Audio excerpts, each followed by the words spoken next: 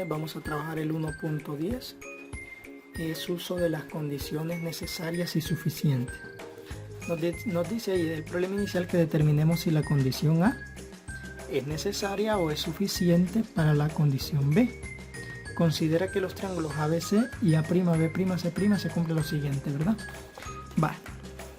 La condición A es que nos dice que si el ángulo ABC es igual al ángulo A'B'C', es decir, que son de 90 grados, también que el ángulo CAB es este, es igual al C'A'B', y además que AC es igual a A'B'C'.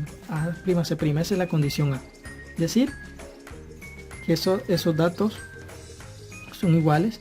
Y la condición B es que el triángulo ABC es congruente con el triángulo A'B'C'. Entonces acá nos dice que nosotros establezcamos si esto es condición necesaria o es condición suficiente para determinar que los dos triángulos son congruentes. Vale.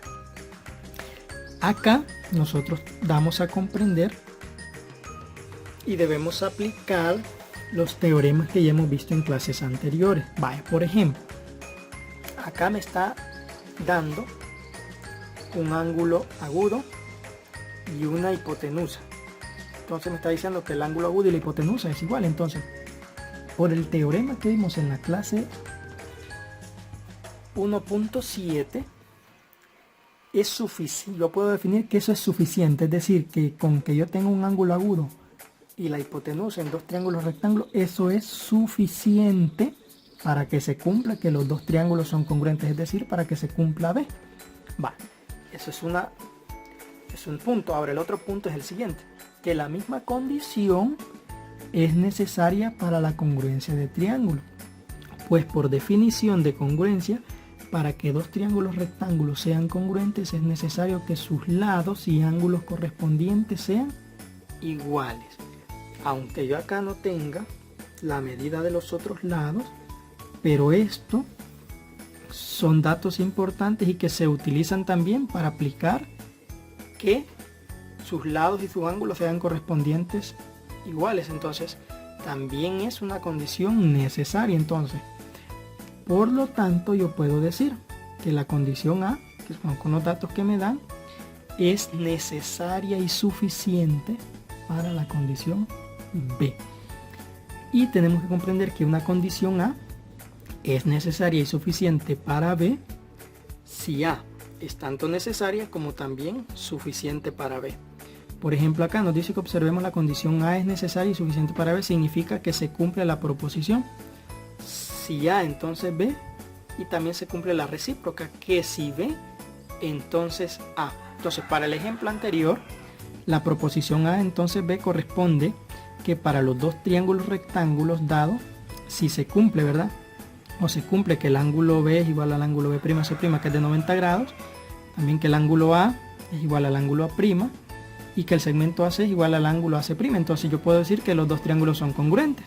Y la recíproca de B diría que si los dos triángulos son congruentes, entonces tienen iguales sus lados y un ángulo correspondientes. A eso se refiere, ¿verdad? En los que ustedes van a hacer, dice que en las siguientes condiciones sobre triángulos rectángulos, determine si la condición A es necesaria y suficiente para la condición B. Es decir, miren, que usted va a ver si se da la reciprocidad. Por ejemplo, acá nos dice que la condición A es que es isósceles.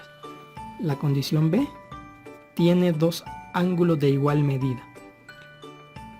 Si es isósceles, entonces tiene dos ángulos de igual medida. Se cumple, ¿verdad? Ahora bien, si tiene dos lados de igual medida, ¿será que es isósceles? Sí, también, ¿verdad? Entonces esta es condición necesaria y también suficiente. ¿Estamos? Vale. Veamos analizar el literal C. ¿Será que si es isósceles es equilátero? No, ¿verdad? Entonces de A a B no se da. Pero ¿será que si es equilátero es isósceles? Ah, entonces ahí sí se cumple, pero no se cumple de que si es isósceles es equilátero. Entonces solo se cumple de un lado hacia el otro.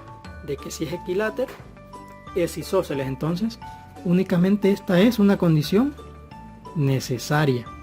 Es decir, que es necesario que sea isósceles para que también sea equilátero, pero no significa que es suficiente que sea isósceles para que sea equilátero. A eso se refiere, ¿verdad? De igual manera acá, vamos a ver este. Si es un rectángulo, ¿será que es necesario para que sea equilátero? Este no tiene nada que ver, ¿verdad? Porque no me dice que para nuestro caso, en el triángulo rectángulo, ¿verdad? Nunca jamás se va a dar que los tres lados sean iguales, ya que la hipotenusa siempre va a ser de diferente medida. Entonces, que sea rectángulo no es suficiente para que sea equilátero. Y si es equilátero, tampoco puede ser rectángulo, porque el equilátero tiene sus tres ángulos agudos. Entonces acá usted le escribiría que no es necesario ni tampoco suficiente, ¿verdad? Y acá usted va a elaborar otros enunciados con condiciones necesarias y suficientes de igual manera.